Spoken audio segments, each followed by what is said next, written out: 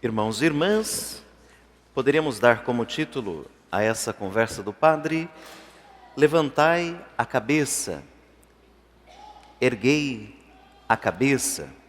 Estamos no penúltimo domingo do ano litúrgico. Domingo que vem, com a festa de Cristo Rei do Universo, celebraremos o último domingo do ano litúrgico.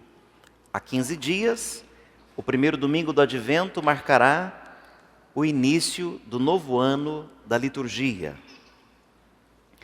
Assim sendo, as leituras bíblicas são um prelúdio desse encerramento, convidando-nos a refletir sobre o fim dos tempos, sobre as realidades futuras. O que aqui para a gente são as realidades últimas, por exemplo, a morte, olhando da perspectiva da eternidade, é o início, o princípio dessa nova vida. A meta final para onde Deus nos conduz faz nascer em nós a esperança e a coragem para enfrentar as adversidades e para lutar pelo advento do reino de Deus. O final de um período qualquer sempre nos faz recordar que o tempo corre, que a vida passa veloz. Claro que nós estamos assim num tempo de tanta correria, de tanta agitação, de tantos compromissos. Até as crianças têm agenda de executivo, né? Para cá, para lá, para cá, para lá, para lá. Então, com isso dá uma sensação de que o tempo voa, né? Que o tempo voa, passa mais rápido. Mas me parece que o tempo passa do mesmo jeito, né? Ou a gente passa pelo tempo da mesma forma. Tanto é que alguns já estão dizendo: puxa, o ano acabou. Calma lá, tem uns 45 dias, né? Mas entendo. Mas a gente entra numa euforia de sempre viver pelo que vai acontecer e não viver o que está acontecendo. A gente acaba não tendo tempo de celebrar as conquistas que tem, as coisas que faz, né? A gente está aqui, só um exemplo, claro, não tem nenhum julgamento moral, né? Nós estamos aqui reunidos, 3, 4 amigos, e estamos conversando com alguém que está distante. Aí quando estivermos lá com o outro, estamos conversando com aquele que estávamos aqui. Uma sensação de que a gente nunca está onde está, né? É uma agitação, uma coisa. Mas essa é a percepção quando celebramos o final de um período. Que o tempo passa, que o tempo corre, que a vida passa. Isto deve nos fazer pensar no fim de todas as coisas e da nossa vida. Claro que a gente pensa sempre como fim de ponto final, de encerramento. Mas aqui nós falamos de fim como finalidade, como meta. Qual é o fim, a finalidade, o objetivo da nossa vida? Claro que a pergunta é simples, mas a resposta não é assim tão dada, né? Exige da gente muito empenho, muita reflexão. Jesus hoje, por exemplo, nos recorda que nossa existência é breve, muito fugaz. Exagerando, hoje vive-se com 90 anos. Faz mais ou menos um mês que todo dia eu tenho olhado as informações de quem faleceu, né, no jornal, aqui na cidade. E de vez em quando escapa um com 40 anos, com 50 e poucos, mas quase tudo ali acima dos 70 anos, gente com 90, 80. Claro que não é nenhuma pesquisa, é só uma curiosidade por esse tempo, né? Então veja, os mais fortes na casa dos 90. É muito pouco, né? Para os jovenzinhos que acham que nunca vão morrer, que a vida é tão longa, quantos aí não dizem, né? Que alguns anos atrás, quando falava da idade, né? Você era jovem, via alguém que tinha 40 anos, era um baita de um velho, né? Até não faz tanto tempo, perguntei aqui para um menino da catequese: quantos anos você tem? Ele falou assim, 9. E perguntou, e você? Eu falei, 40. Ele falou, eita, velho. Então, olhando daí, parece que tem uma eternidade, tem mesmo, né? Uma eternidade pela frente. Mas aí depois a gente pega pelos 40, começa a achar assim que está indo muito rápido, né? 60 então já bicou a ladeira, né? Se tivesse um freio, seria melhor que pudesse ir freando, né? A percepção por quê? Porque a gente é mais maduro e daí não fica perdendo tempo com coisas que não precisam. Não se desespera com coisas que vão passar e a gente sabe que vai passar. É só ficar ali um pouco quietinho, já passa. Com as crianças no passado, tapeava-se dizendo assim, antes de casar passa, né? Antes de casar, sara, né? E depois surgem outras enfermidades, né? Mas antes de casar, sara. A vida é breve, é fugaz. De onde que eu estou tirando isso? Onde foi que Jesus falou isso? Ele estava falando do templo de Jerusalém. O belo templo ornado com muitas pedras, com muitas ofertas dos devotos, digamos assim. E ele perguntava, vocês estão admirando essas coisas? Vai chegar dia em que não sobrará pedra sobre pedra. Tudo será destruído. Aí, não fiquem entristecidos, né? Porque nós temos a eternidade inteira para viver. Mas vejam, olhando para a vida da gente, quanta coisa já foi destruída? Desde que a gente se entende por gente, quanta coisa já foi destruída. Então a gente olha para o carro que a gente tem, para a casa que a gente tem, para o dinheiro que a gente tem, para os amigos que a gente tem, para a família que a gente tem, tudo será destruído.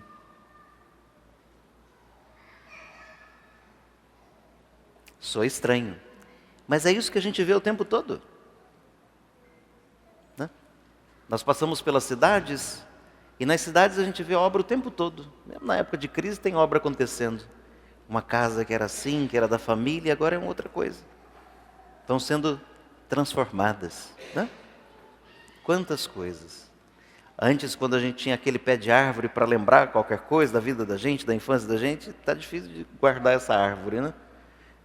Enfim, vocês admiram essas coisas, mas vai chegar um momento em que não sobrará pedra sobre pedra. E o que ele quer é recordar que a nossa vida deve ser vivida numa perspectiva mais ampla, a perspectiva da eternidade, daquilo que é definitivo,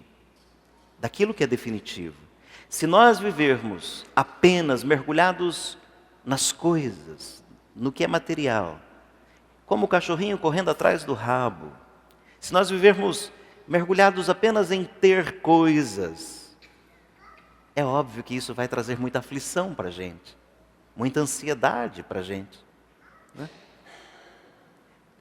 Quantos aqui, parece que eu já estou meio saudosista, para mim destampei aqui uma memória, né? Quanta gente não se lembra do famoso plano Collor? Teve gente que se suicidou, se matou. E nem ele ia ficar com o dinheiro para a vida inteira, ele só ia bloquear por um tempo. Mas a perspectiva de que minha vida acabou porque alguém pegou o meu dinheiro, era uma coisa louca.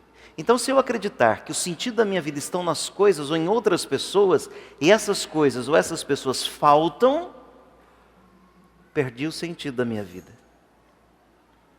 Se não tiver um horizonte mais aberto, mais amplo, um horizonte de eternidade, a gente só vai viver de angústia, ansiedade. E ansiedade é o quê? É muito futuro no presente. Muito futuro no presente atrapalha viver o presente. Aí quando o futuro chegar, também não será vivido. É muito futuro no presente. Mais ou menos, fiquei pensando hoje num dos horários da missa, como os alunos, né? Não são todos assim, mas eu tenho escutado bastantes, vai ter prova semana que vem, tem 3 provas. Aí dá um desespero, uma aflição pelas 3 provas. Mas pergunta se o bichinho estudou. Se angustia porque terão 3 provas, dá até um calafrio, né? Um frio na espinha, mas estudar que é o bom, nada. Aí chega a hora da prova, não deu tempo de estudar, professor. Não deu por quê? Porque travou o sistema. Travou o sistema por quê? Porque podia investir meia hora, não vou nem exagerar, meia hora por dia lendo, você corre o risco de aprender. Agora, se passar 5 dias reclamando, se queixando, não aprende nada. E é um pouco isso que a gente tem feito também com a vida da gente. Com a vida da gente. Ficar sempre imaginando que amanhã vai ter prova e daí já trava agora. Mas não estuda, não se empenha. Bom, se for nessa toada, vai longe, né? Vamos avançar. Jesus fala que haverá um juízo, vai haver um juízo final, vai haver uma manifestação definitiva na história. E ele diz o seguinte: olha, quando acontecerem desastres, guerras entre povos, guerra, modo de dizer, né? Discussões e famílias se querendo mal, quando houver tsunami, então será logo o fim. Foi isso que ele disse? Mas hoje tem terremotos, sim ou não? Guerras, sim ou não? Sim ou não? Sim. Sei. Ele só disse, diferente do que eu falei, o seguinte: não será logo o fim. Até porque, quando foi escrito o Evangelho? No ano, esse Evangelho, no ano 50,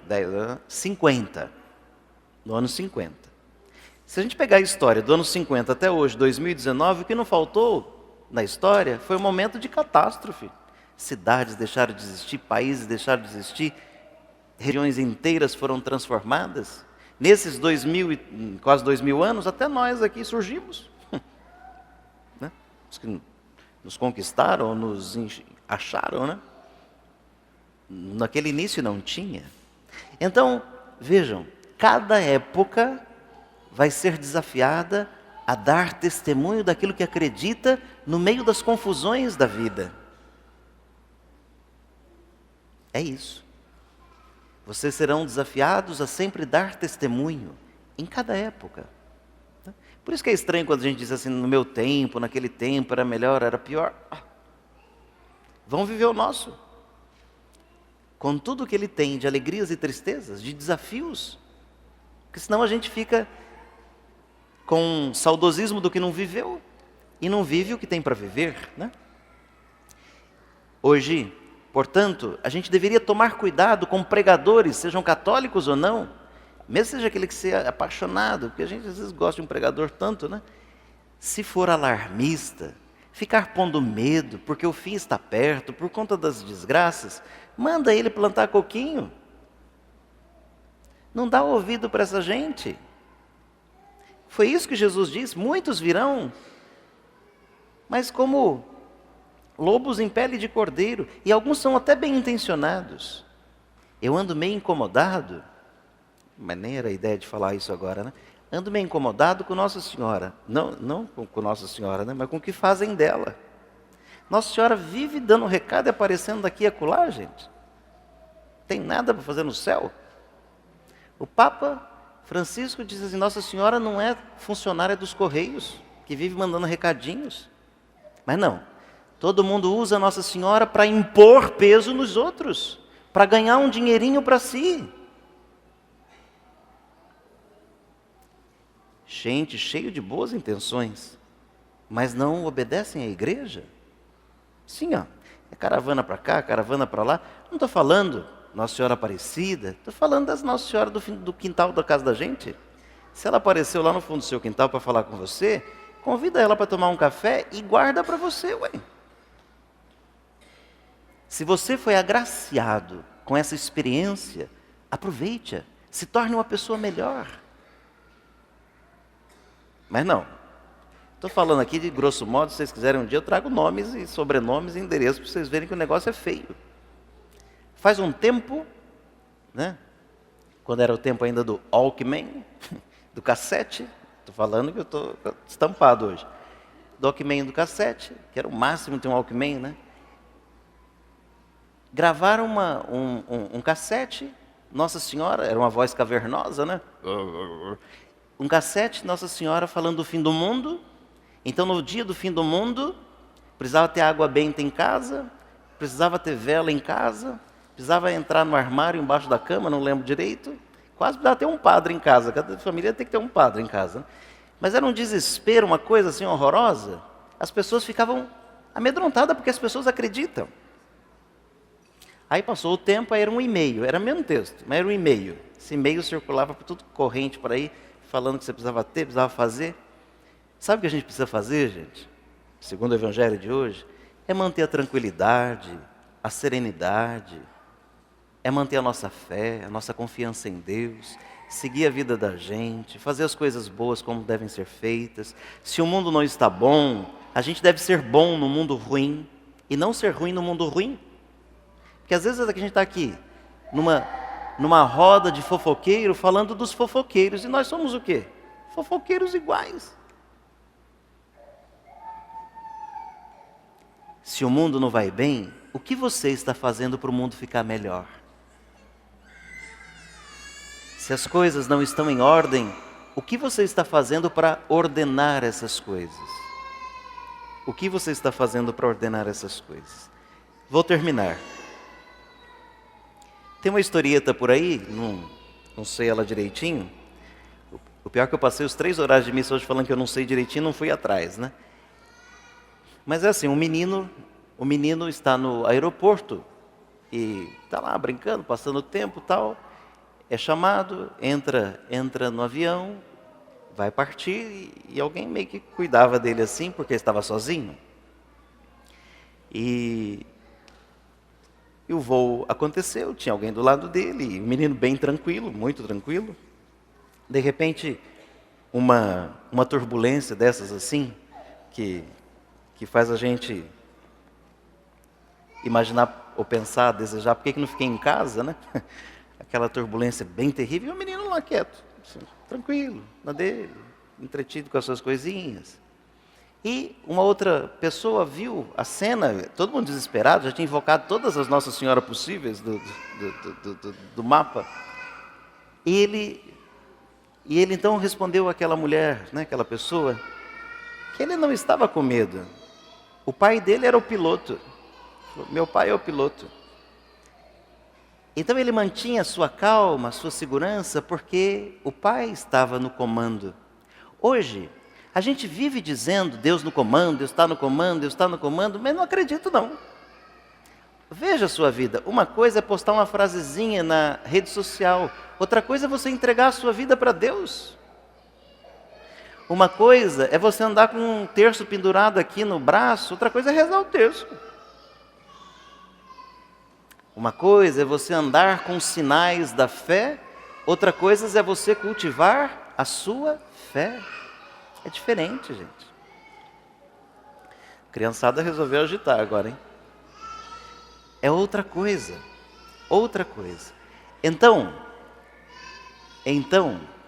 será que nós temos consciência de que Deus está no comando da nossa vida? Uma coisa é falar da boca para fora. Outra coisa é confiar que o Pai, nosso Deus, é quem pilota a nossa vida. Uma coisa é falar de Deus, outra coisa é ter a plena certeza de que Deus está com você. E é assim que a gente vai terminar. Podem responder, né? O Senhor esteja convosco. Isso daí, gente, não é uma frase da missa, isso é uma profissão de fé. Ele está no meio de nós. Crê ou não crê? Isso serve para o dia a dia ou não serve? Especialmente quando a gente atravessa o vale tenebroso da sombra da morte. Ainda que eu passe pelo vale tenebroso da sombra da morte, nenhum mal eu temerei, porque o Senhor está comigo. E Ele quem disse: eu estarei com você todos os dias, até o final dos tempos. Será que Deus está no comando da sua vida? Louvado seja nosso Senhor Jesus Cristo.